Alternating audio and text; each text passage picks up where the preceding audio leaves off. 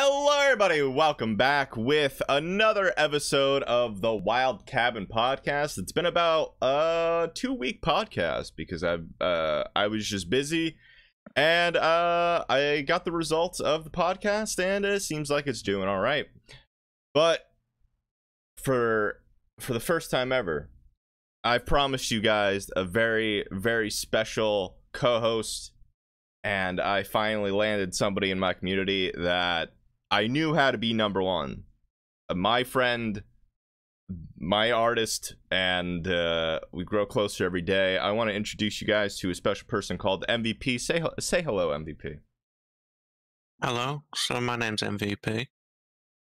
Tell everybody what you've done in the community since we started and how we met. I want to give you all the spotlight. So, we met through a mutual friend, and I heard that you needed to have artwork done for your channel because you wanted to do a bit of a rebrand. Mm-hmm. So, we spoke a little bit, and I sent over some portfolio pieces, and it really went from there, to be honest. And can you believe? Do you remember the first question that you ever asked me, or about the first question that you asked me? I believe it was, can you find a Funko Pop? Yes, it was, and it was Sergeant Johnson. It was Sergeant Johnson from Halo, and currently right now, as people know, I had to basically sell my whole entire collection. But this crazy person that I personally feel responsible for getting addicted to Funkos has a bigger collection that I've ever had, and I'm so proud of that. I'm so proud of that. You have a bigger wall than me at this point. Well, yeah, at this point, absolutely. Yeah, I think last time I checked my Funko up, I'm sitting at about 133. And probably altogether over 10 grand. Probably, About estimation. Yeah, with signs and prototypes. Basically what I had. But it grows every day. It grows, well, not every day, I would say. It used to grow every day, but it took a bit of a break, but now they're bringing out good pops again. So damn, they are. Oh god, I better look out then, because we just got WonderCon and then ECC earlier in the year, and Jesus. But yeah, there wasn't really anything from those, but look forward to the future. All I could hope for is just another set of Spyro, and that's it. Maybe another set of Destiny too. Maybe Yeah. just 20 more Destiny pops, limited edition, all traces. Jesus Christ. Or maybe some Sly Cooper. Yeah, I wish for that. I wish. But no, I personally wanted to have you on here. Because I feel like the timing is right, and two, I think both of us we're getting our shit back together. I think the world basically threw us a curveball, and I gotta say, you were definitely my biggest rock for the longest time. I think you still are. You know, as the community has risen, you have definitely been there for me probably since the day I met you, which is crazy to say. Yeah. You know, now that I have a new mindset where I don't want followers. You know, they're nice, but I want friends at the end of the day. That, you know, when I message them or when they're in the stream or whatever, they're there. They're there just to have fun. And you know, you were that person for a very, very long time before anybody knew, or recent memory, like within the year. You were there day one, and I'm like, we connected on art, Funko, streaming, gaming, and I'm like, that person's been there, because no matter what we've been through, we've been there for each other. That is true. Like, I know that whenever each of us is like a rainy day, it's like, hey, how's it going? You're holding up. Absolutely. Yeah. And you know, I personally want to throw it out there because, you know, I think everybody needs that person. You know, I always believe somebody needs a rival to be better than themselves, you know, if they're competitive or they're working toward the same goal. And everybody needs a friend, you know, that they could just tell whatever's on their mind. Go ahead. I agree wholeheartedly to all of that. What do you think the biggest thing in a friendship could be? Because, you know, I've been the lone wolf for a while. I'm like, it's not that I don't need people, it's just trust issues. That's my biggest thing. Yeah. Trust issues. I'm like, I've been hurt way too many times. But what do you think? You know, from my perspective, it may be different. You know, that's what I want to build off a conversation on. What do you think the biggest thing in a friendship is? Well, first off, I'd say trust, because you've got to trust each other to have each other's backs. But more importantly than that is having each other's backs, being there for each other. How do you build off on that?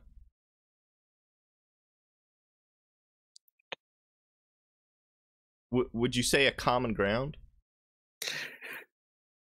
I would say, yeah, there would probably be some sort of common ground, but it's just like if you trust each other to, you know, if someone comes for one of you, the other one's going to have that person's back, be it online, because we do live in a sort of internet-oriented world now where anything can be said without consequence through the internet. It can put anyone through any kind of mood, so just having someone there to lean on, so to say. Absolutely. I wholeheartedly agree. I mean, I know, because I feel this. I feel so much better since I met you. And like I don't want to make this like mushy gushy, you know? But I mean, I just say how it is, you know? I always feel like you know, my mindset is whoever listens to this, you know, the one they're not alone, because, you know, there's always that person, even if you don't like realize it, like first come first serve, there's always going to be someone there, playing bluntly. And I'm like, that's my MVP right there, you know. Your name's MVP for a reason. I would say probably about a year now. You changed your name, but yeah, you're always my MVP on that. Because I mean, you're the MVP right now. No, nothing's gonna stop you. But right now, you know, we talked about it with art. You know, I reached out to you, or you know, you reached out to me. You know, as I've said, a mutual friend, and we build it off on there. How is it feeling? Like, granted, I'm not a big channel, you know, maybe one day I will be, but how does it feel seeing your art on somebody's media almost daily at this point? You know, I do daily videos up on YouTube, even sometimes twice a day, and your art's on that daily. How does that make you feel? Honestly, it feels pretty crazy, because it's like every day I get the notifications and it's, you know, Joe Waters uploaded a new video, and I see it's like my thumbnail there. Whenever I go into your streams, be you online or offline, it's the header I've made for you, the screens. The only thing I haven't made at this point is the overlay. Yep. And it's pretty crazy to see that, because it's like when you study art-related courses in the hopes of landing something like this, it's like, oh damn, that's me. You know, like my art has went from being on an ArtStation account where it's seen by like whoever has a look, it may get one like, to being all over YouTube. And more. Twitter, Instagram, it's all over media. Well, my media.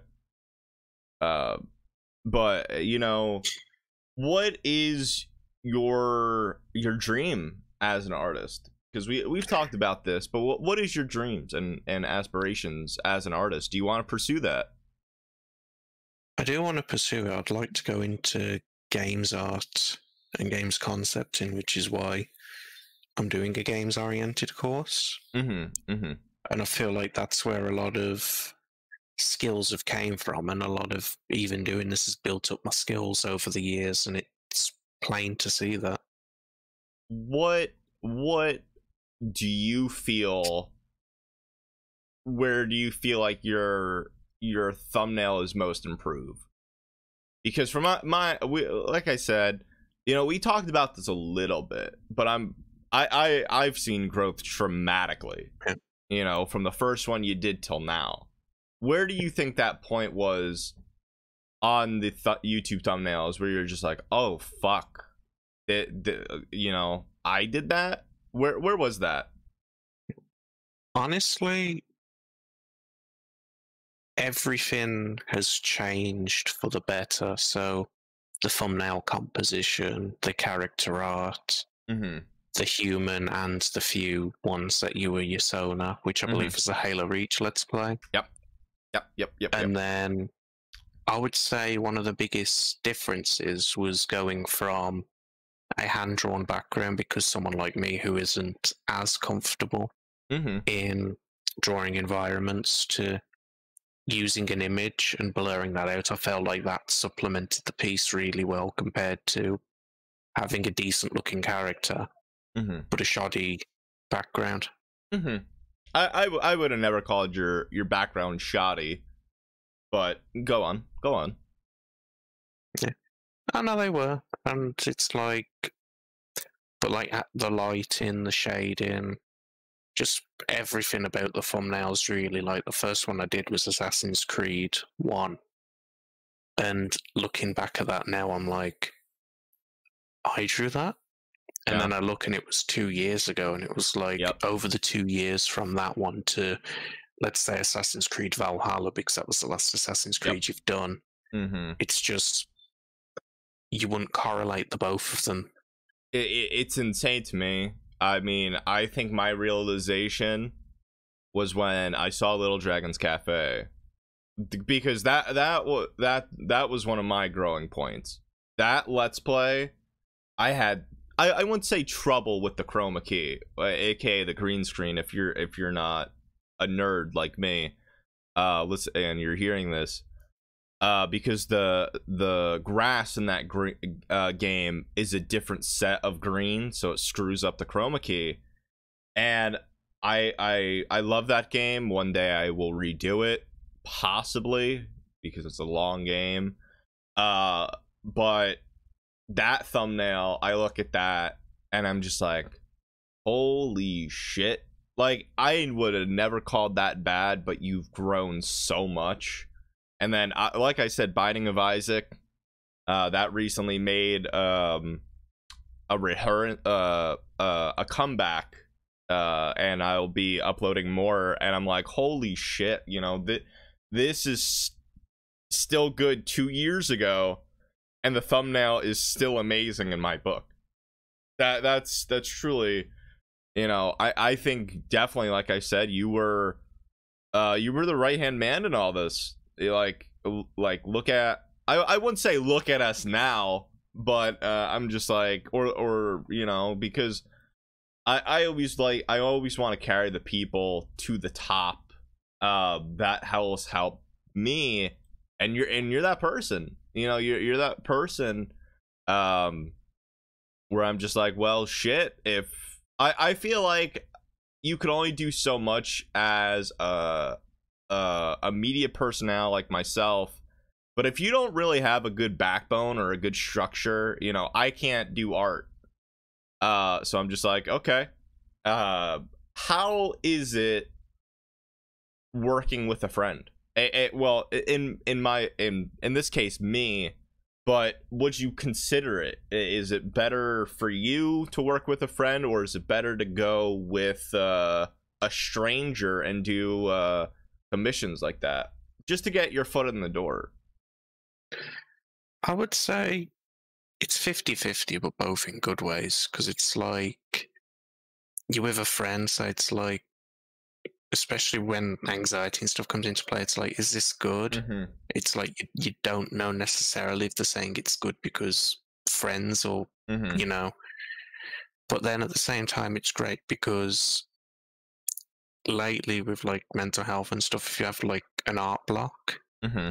it's like there's that level of understanding. It's like, you know, take time, let me know, Mm-hmm. and then we'll get back to it. Whereas I feel like if you're doing that for a stranger, Mm-hmm. because I do know people that do regular commissions, and it's like when they have to take a break from art, be it for any reason, they can have a message within a day like, "Hey, where's my piece?" Yeah. And that's the last thing you want. Yeah, I personally think when somebody messages an artist, it's just going to make the artist feel worse, or the anxiety is just going to skyrocket. Yeah. But this isn't going to be just about art, but what do you think a person can do to support artists like yourself? Because I always say artists are one of the least appreciated people in media. In my opinion, people steal their art. They don't acknowledge the artist. People claim it as their own piece. What do you think people could do for artists that could help them? Well, I think for a start, retweeting the small guys, because the way that Twitter works is if you do a quote retweet, Mm-hmm. it doesn't the algorithm doesn't necessarily come back to the original artist. Oh, okay. I didn't know that. Sometimes it's just easier to do a retweet. Okay. Just because the algorithm can be quite funky. Okay. But then I would also say, look out if you see art in a familiar style, Mm-hmm. be sure to check it out. Ask that artist if they've drew anything like that, especially if it's missing a signature, Mm-hmm. because all artists leave a sign or watermark their work. And if it's missing that and it's something they usually do, chances are it could be stolen without knowing. But then for an artist, I'd say put your signature in a spot where it's impossible to crop. Yeah. Because if you have a 4x3 canvas and you have your signature in the bottom left and the subject piece is directly in the middle and there's a border around it, people can just crop that out. So if you have your signature as close to the piece as you can, Mm-hmm. even that can help. But yeah, I've personally been seeing more and more people take their signature and do it as the outline of the body, and you know, I'm just like, wow, I didn't even think about that. But if you put it on like a shoulder or like directly under the piece, it's just like, oh well, nobody could steal this because, you know, you're gonna be cropping the head off. And I don't think somebody just wants the body. Be like, oh well, yep, mm-hmm, I just drew a body, sorry. But in your experience, how do you grow as an artist? Because for me, technically, you know, I sort of employ you, but we don't talk about that. You know, we do it as friends. You know, I don't treat you as an employee, and I hope you can commit to that. You know, I have mental days, you have mental days, and we just respect each other in that way. What is the best way to grow, in your opinion? You know, practice, but what else besides that? Because you've grown dramatically in 2 years. Like we talked about, what is the best way to grow and put yourself out there? Well, of course, as you said, the best way to grow is 100% practice. Mm-hmm. Do a drawing, Mm-hmm. you know, most days of the week. But I would say with your art, reference everything. It's one of the common stigmas at secondary school and for the Americans out there, high school, Mm-hmm. is that You can go into an art class, you can have books there, subject matters like Da Vinci, for example. And it's like, because I used a lot of Da Vinci's books for anatomy studies, and they were fantastic. And you always have that one art teacher that goes, you can't copy another artist's work because they don't see the difference between referencing and copying. To reference a work is to reference a pose. Anything in life, reference. Even if it's a pose, take a photograph. I know that for artists now, there's these amazing little mannequin figurines you can buy. Yeah. And you can put them into any pose you want. And those are fantastic. But if you're thinking of that one pose, for example, someone sitting down, even going to Google Images and type in person sitting down, and then looking through, even something like that can help tremendously. Just because the visual? Just having it there, seeing how everything should sit, how the body should sit. It's all posture work and everything. Because otherwise you can end up with pieces that have like giant arms or giant legs, and it doesn't make sense. That's why stuff like life drawing is so good. But for those either too young to do life drawing, or right now with COVID where it isn't on, yeah, that would probably be the best way. Mm-hmm. But then in terms of growing as an artist, not necessarily practice-based, getting your foot through the door, getting your name out there, Mm-hmm. I'd say it's worthwhile to have accounts in that subject matter. Have a DeviantArt account. If you're a furry, have like a Fur Affinity account, because it's crazy how many people can like an image from nowhere and see that work. Have ArtStation accounts, because even they're fantastic, and the best part about ArtStation is, especially someone like me looking to go into game dev, is that there are games employees on there, people in the industry. But not only that, there's tutors there, and they can point out stuff in your work. Any bit of feedback is good feedback. That's the end of the day. That is 100% true. Even if it's negative, it may not seem like it at first, but even if it's a negative comment, like not trying to be rude, but just pointing something out, you may take that personal, but I think deep down a lot more people, especially in the art community, are trying to help, and people don't realize that. Yeah. It's just about being vocal and being constructive and making it clear that you're being constructive, because sometimes some people can come off a bit brash. Oh, absolutely. I think that's just any point though. That is true, but not only should you be posting work, it's tagging that work correctly. That is true. Like ArtStation is fantastic because you can tag whatever you want. You can say what type of work the piece is, be it 2D digital, 3D digital, 2D traditional methods, so pen and paper. Mm-hmm. And then you can tag even what program you used. So if there's someone going through that goes, I use Clip Studio Paint, let's see what people from this program have been doing. Your work could appear on there. And it's fantastic. Having the right tags can go a long way. And I know that you'll know the same through Twitch streaming. It's all about having the right tags. Oh, I personally think it's more important on YouTube.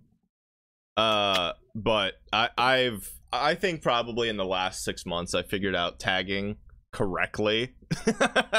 Because it's not just like tagging everything. It's like tagging the main things that are important to you, and then taking it from there.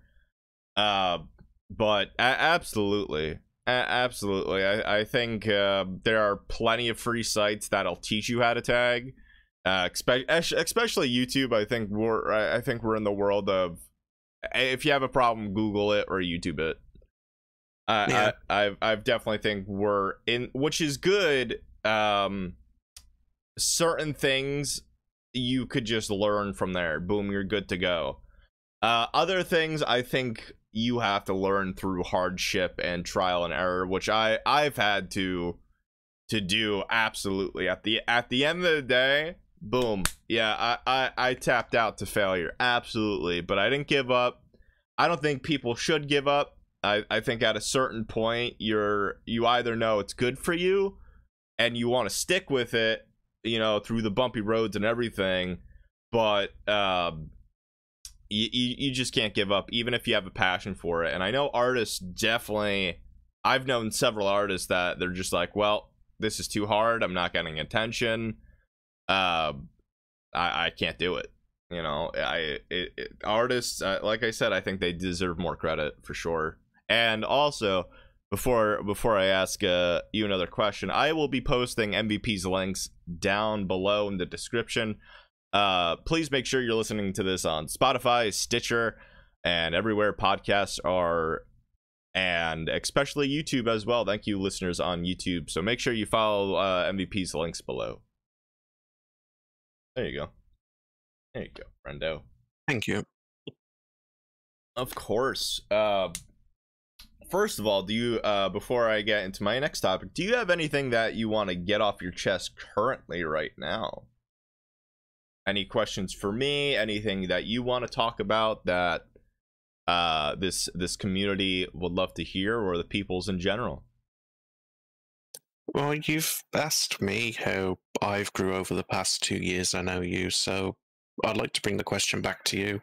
How do you think you've grown over the past 2 years? Oh god, that's a hard one. I don't know. If I'm gonna be honest, I didn't think you would fucking reverse card me there with Uno. But I don't know. I would maybe say I gained a little bit more confidence talking on this mic. I definitely think the only thing that I would definitely say is, one, my mental stability has increased from doing that. Not in the way, like, this is fucking hard. We're in the era of everybody's media personnel. I can't get ahead, and I still haven't gotten ahead. But I stick by my morals. Always be who I am. Always be myself. And if you don't like me, they can go fuck themselves. You know, this is who I am. And you know that I think that's why the community is very nice and sweet. Where that's my rule: be yourself, and that's it. You know, I will accept you for who you are, accept me who I am, and that's it. But I think the only major thing, because I've always talked, is my trial and error, seeing what works, seeing what doesn't. And definitely within the last year and a half, I've changed a lot. You know, changing via profile pictures, switching up the chroma key, the mic, the camera. I'm really at that ground where it's not like I know I'm not gonna get popular, but I'm very grateful for what I have. But I've changed and improved in so many ways that the small things matter. You know, if somebody has a trouble with their chroma key or something, they may not be able to fix it as fast as I can. Or, you know, I have the mental stability of, even if you have a low count of viewers watching you, you know, via Twitch, it could get to some people, because I've been there where I'm just like, fuck this shit, I'm done. This is too hard. This is too hard. It's not worth my time a day. Nobody's watching me. I've helped my mental stability not to like cope with that mechanism, but not trying to focus more on analytics, because analytics could change in a day and we don't even figure that out. You know, for example, with past archives on Twitch, you know, maybe I get like 5 views live. The next day I wake up and I get like 100+ views on the past broadcast because people watched it. It's crazy. It's crazy. But that's a very good question. Shit, I didn't even think about that. Thank you. I don't ask myself questions when I do this alone, so thank you for that. You're welcome. Go It was quite insightful to hear from your perspective, though. Oh yeah, it's hard. I definitely think we're in the era where I think you gotta be online. You gotta be online. Even on one platform. I don't have Facebook. I honestly think it brings more drama than positivity. Like if we didn't talk in high school or middle school, why do I want to talk to you as an adult? You know, Yeah. That's my biggest thing. But in the way of Twitch, Instagram, Twitter, I think you're not really friends right away with the people that watch you. You know, my favorite people, I got to shout out to all my lurkers, because I think they're really the pure judgmental type where they're not going to follow you right away or subscribe. They're going to wait to see what you do to see if you impress them. And I've been known to lurk in several streams where it's not that I don't want to say hi, it's just I want to see your vibe. You know, if you have a crappy vibe, I don't want to be there. Like I have raged on camera with competitive games. I have chilled. I have talked to chat. But those lurkers really get to you. But they support you even without saying anything. They're just like, I like you. But no. As I was saying, like especially with art, what you do and what I do, podcasting, Twitch streaming, YouTubing. I think when somebody looks at your art, they will instantly be a fan. You know, with you or any artist, people may say, shit, I'm an instant fan of that. Follow, like all their posts, boom. With Instagramming and YouTubing, I think it's a little different, in my opinion, because one, with art, no disrespect, you see it and you scroll down. You like it, follow the artist, and then move on. But with Twitch streaming, it's just like, I don't know if I like this person.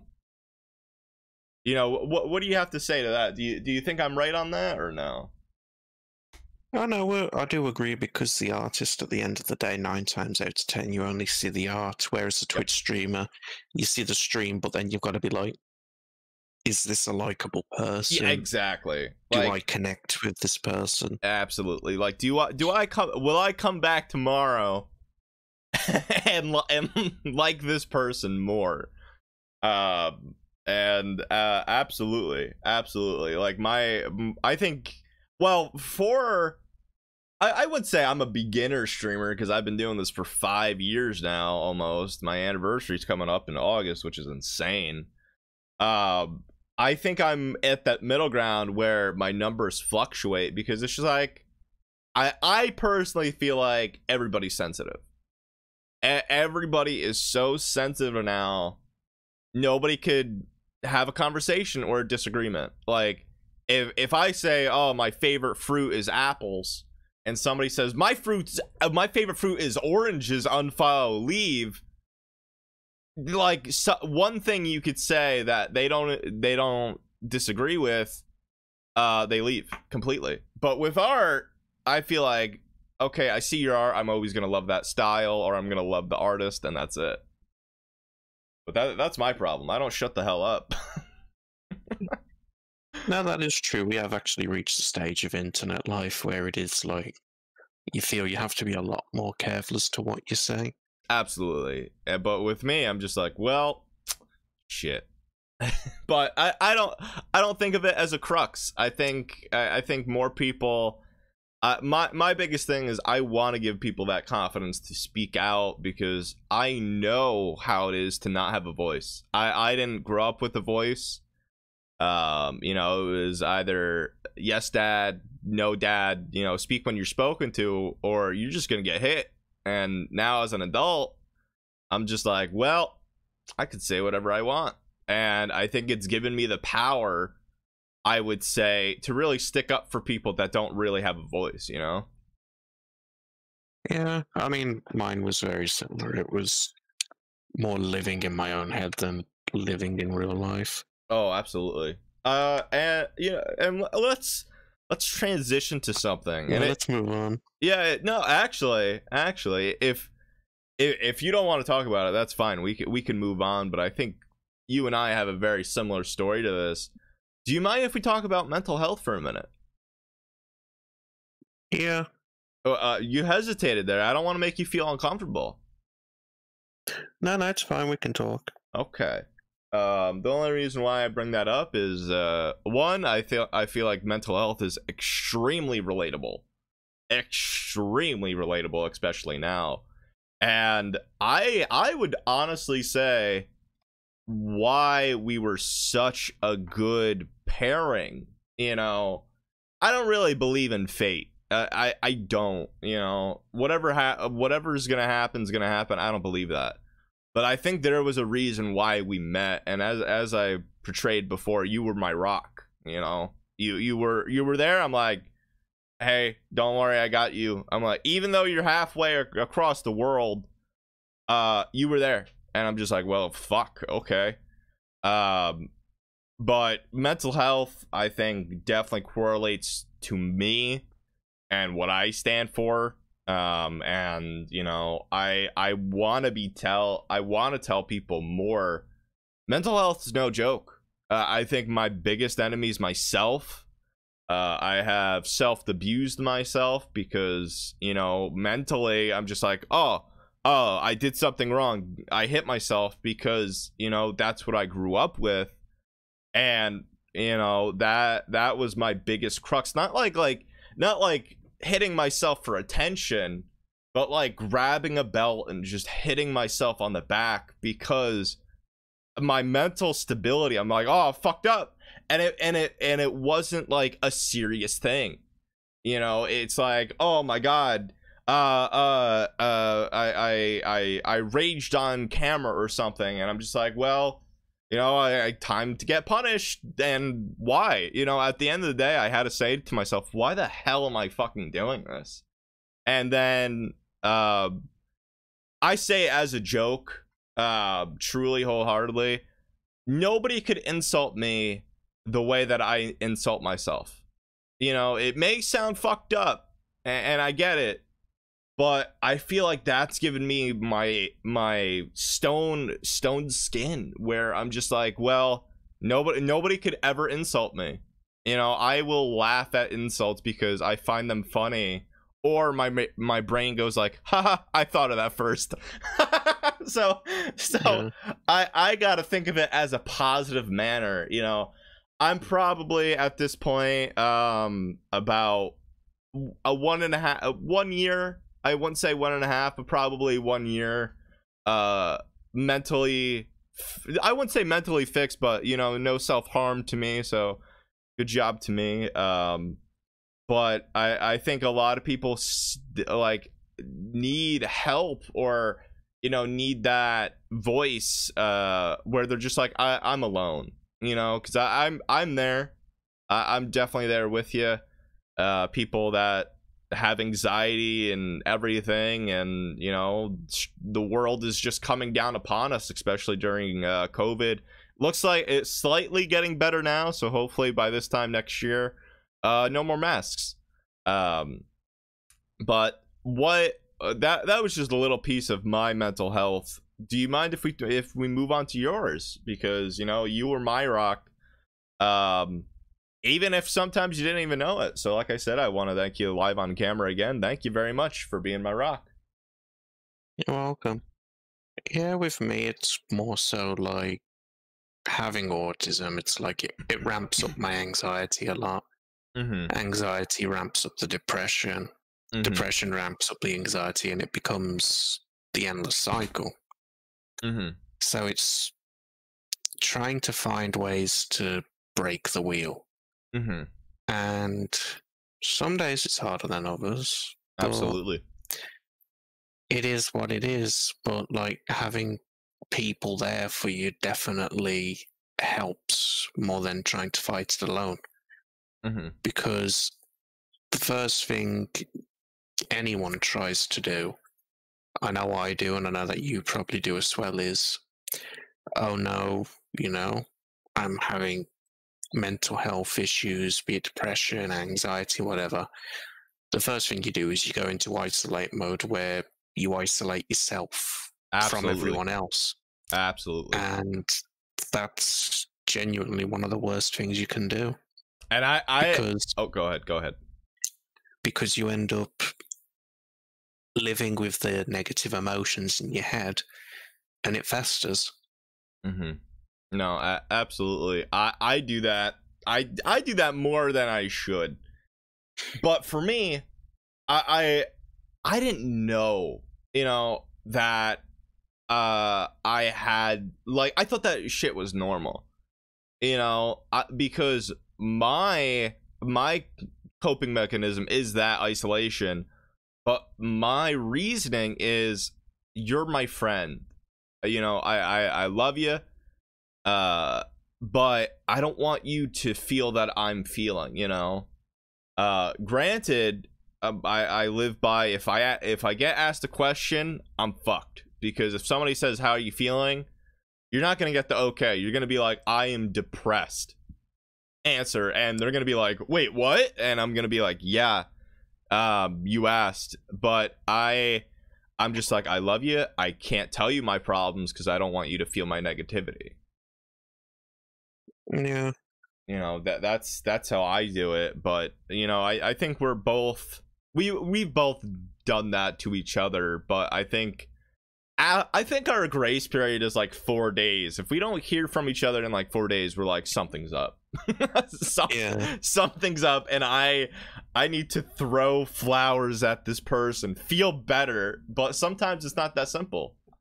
I've told you, I think twice now, where I'm just like, I need to be alone. I think recently, within the last 6 months, I have told you where I got to step away from the world for a week. But by God, when I came back from that week, I was spitting. I had a halo over my head. I felt good. But it's still bad though. It's I won't say it's not bad to lay in bed with a blanket and just be alone. But I think at a certain point you gotta be like, oh fuck. I either need to get some help, talk to somebody, without dealing with this alone. I've learned that it's easier with others, and I gotta realize, no, you're not burdening them, you're getting them closer to you, and that's my problem. I don't let certain people close because I see a flaw that I don't like, and I'm like, nope, bye, you're staying away from me, or I'm not telling them the whole story. But mental health's no joke. Mental health is no joke. Yeah. That's the thing to really reiterate. If you have that one friend that seems to be a bit down, take the time to ask them. Oh, absolutely. And I know from experience, if they say, oh, how are you? And they say, okay, that's your red flag. That's your red flag. Yeah. Don't press too much, because sometimes that can cause more harm than good, even with the goodest intentions. True. But just take that time. Absolutely. Are you sure? If you need anyone to talk to, Absolutely. That, I think you said it right on the head. Well, if you need somebody, I'm here. Don't hesitate. Boom. Leave it at that. Back away. And that's it.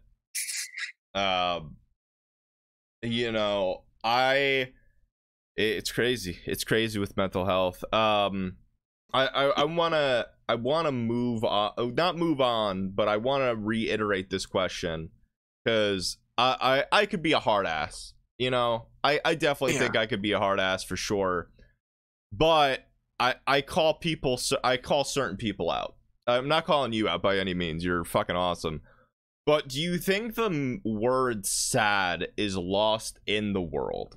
Because all I hear now is, oh no, I'm depressed. Why? What happened? They ran out of Starbucks cream. I'm like, wait, what? So you're sad. No, I'm depressed because I can get the thing that I wanted. Do you feel like the word sad is, or the word depressed is misused? In your opinion? I feel like in some instances it can seem that way, but then at the same time, it's like when you do have some people, like, I know with myself, like, there's some things that, you know, I feel like I rely on now and then, or I could go to the shop. I'm like, yeah, I need this, you know, like some sort of comfort food, for example, like an ice cream. Okay. And then they don't have it, and it's like, oh, I'm sad they didn't have it on offer, or they didn't have it, or whatever.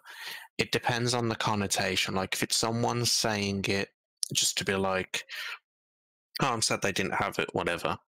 Mm-hmm. But then at the same time, it could be someone that's like, they're looking for that specific thing. Mm-hmm. Like they could be going through a rough patch. It makes them feel good. It's hard to tell. Okay. I don't feel like there's a specific loss in the meaning, but I don't feel like there's a specific, like, there's not a specific loss, but there's not a specific connotation to the meaning either. I got you. Yeah, like I just don't hear anybody say the word sad anymore. I don't know, maybe that could just be me, but I just feel like everybody's small problems has now escalated to fuck, I am depressed. Yeah, I don't think COVID has helped with that at all, though. No, absolutely not. Absolutely not.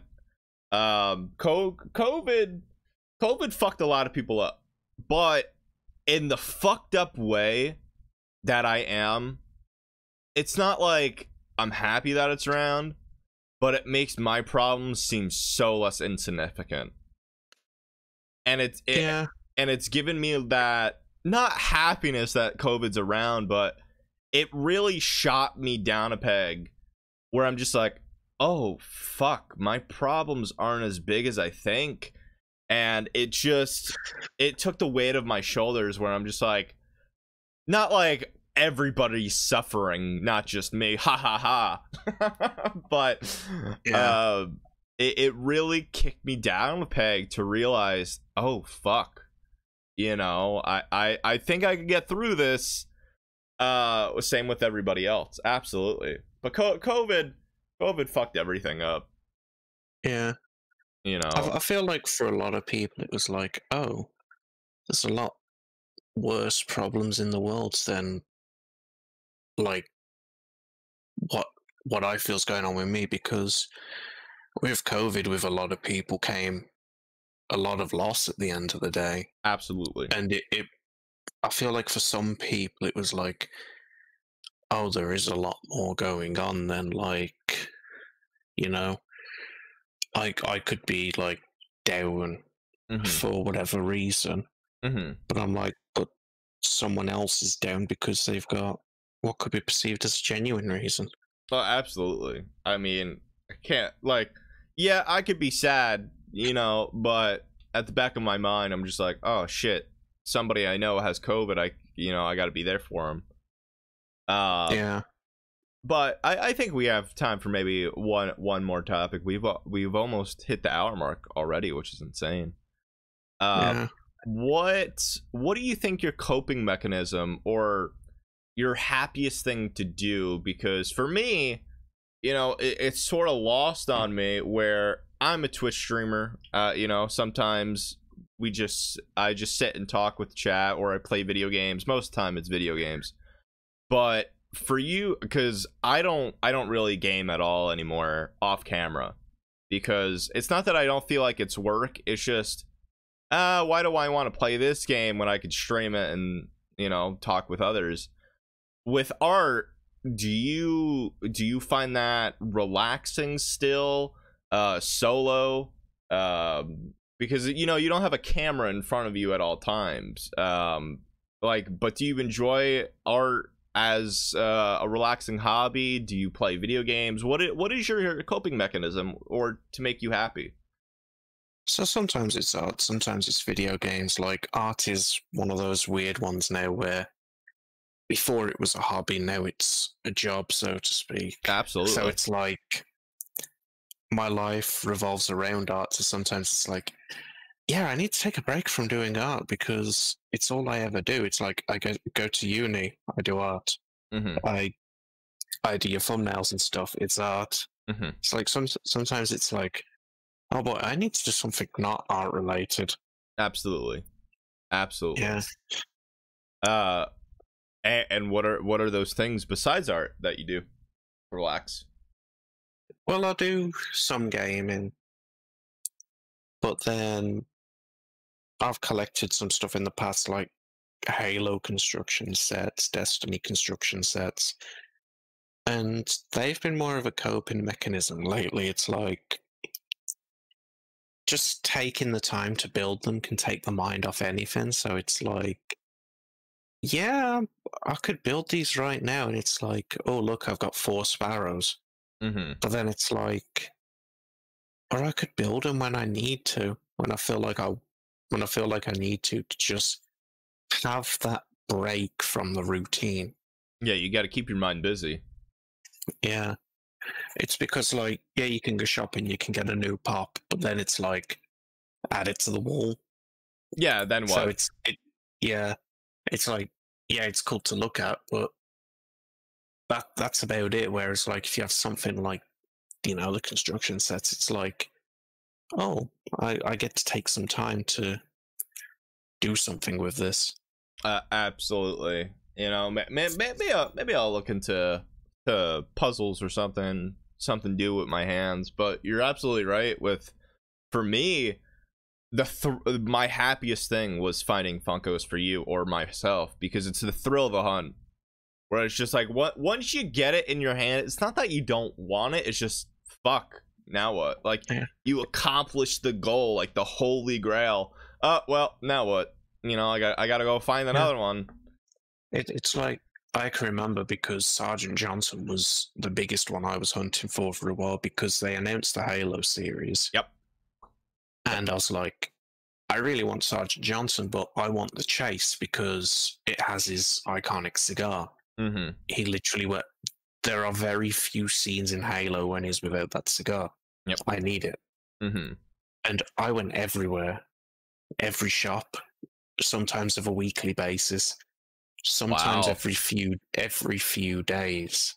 Jesus. I would do a loop of stores because I knew that they had regular pop. I didn't know.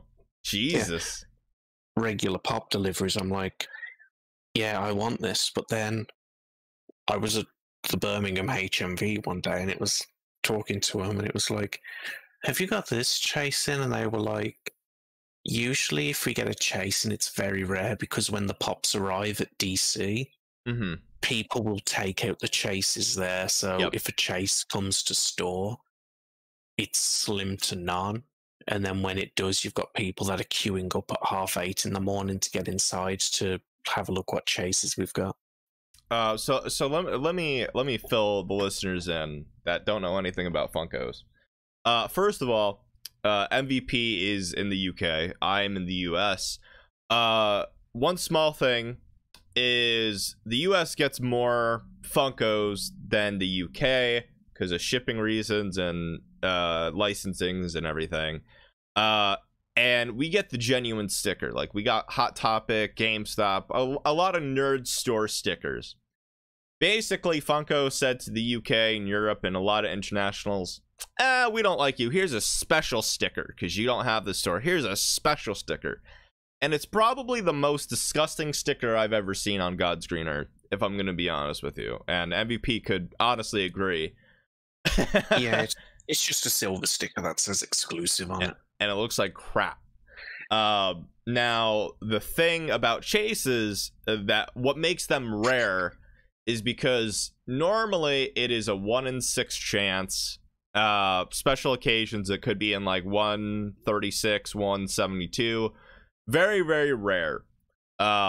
So that's why MVP kept on going back to the stores like, oh, why can't you order it online? This was I wouldn't say this was before the time of like ordering Funkos online, before it went mainstream, but it's different from the UK and the US with ordering and finding stuff. I just want to reiterate that.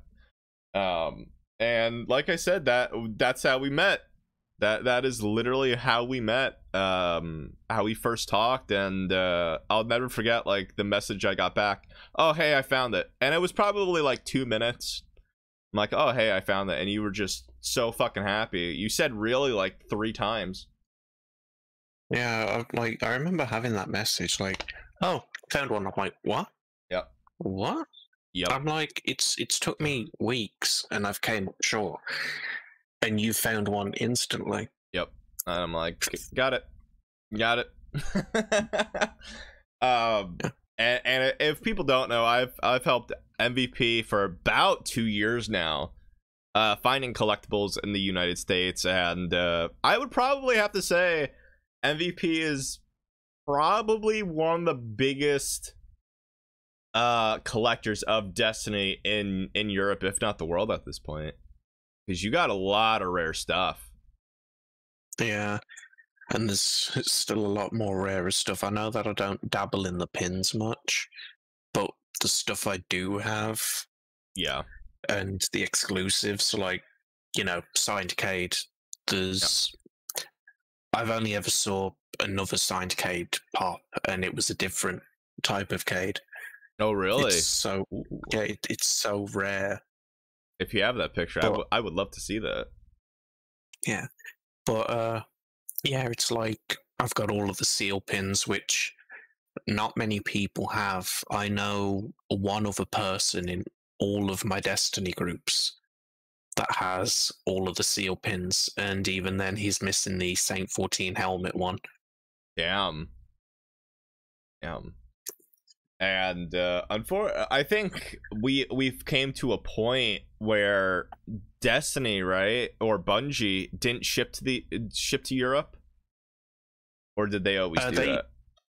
They've always shipped to Europe, but it was more expensive because of customs. It was that we had to pay customs and everything, and it was a nightmare, to be honest, because it was, hey, you know, this t-shirt is cool, and you would buy the t-shirt for like $25, and then you'd pay about $5 to $10 shipping. It would come to the UK, and then so, you know, you paid $35 already, and then you got to pay about another $20 in customs. So worth it. So worth it. But I mean, I've always thought the collectibles definitely, like I said, it just eases the mind, and one, they're great to look at. You know, every day I stock media for, you know, God forbid a Spyro item that I don't have, or a Funko that I want or you need, and it's just crazy. It's just crazy, and I'm so thankful that I can help you at this point, and your collection just has been growing. Every time you get a new package, it's like a day on Christmas. But it really is. But would you like to add anything on? Because we've been talking for an hour. Normally the podcast goes for about an hour or so. What are your final questions, or the last things that you want to get off on a chest? And if you want to come back for a part 2, or if people like it, because I think we fucking killed it, honestly.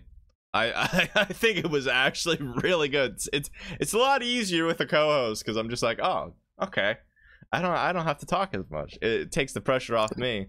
But what are your last ending results for your first podcast? Actually, you're gonna get booked off the wazoo after this. I felt like it was quite nice. Like, at first I was a little bit, you know, anxiety. I'm like, oh, you know, how's it gonna go? How am I gonna be? This, that, and the other. And I feel like after a while, in a way, it just felt like talking normally. Oh, absolutely. I think you talked more than me, which is saying something. But I mean, I just hope the people like the topic of conversations. I like the topic, so I guarantee you they'll love the topic. But where could people where could the main people find you with your art and everything? Obviously, like I said, what is your main thing that you want people to follow or get your eyes on? Well, if you're following me for art, I'd say definitely through ArtStation, and Joe will have the link to that. Absolutely. Yeah. If not, I'm mostly around on Discord. Okay. So, yeah. Because Discord being my main social platform at this point, it's easier for me to send and receive messages there than it is something like Twitter. Smart. And I'm gonna put all those in the description down below. But without further ado, we talked about mental health, how we met, and this has been one of my biggest supporters, my biggest rocks, and I really wanted more people to know about you because you know, even I appreciate you, and I get people that are just like, man, I really love your thumbnail, and I'm like, don't tell me, tell the person that did it. And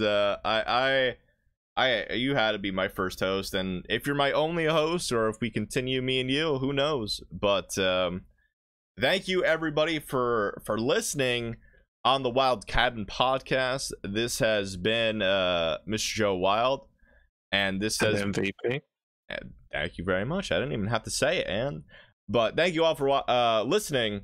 I hope you're happy because you made us happy. Take care, and I'll see you all soon. Check out my Twitch, twitch.tv/Mr. Joe Wilde, and my YouTube, Mr. Joe Wilde. Don't forget the E at the end. Take care, and I'll see you all soon. Bye-bye.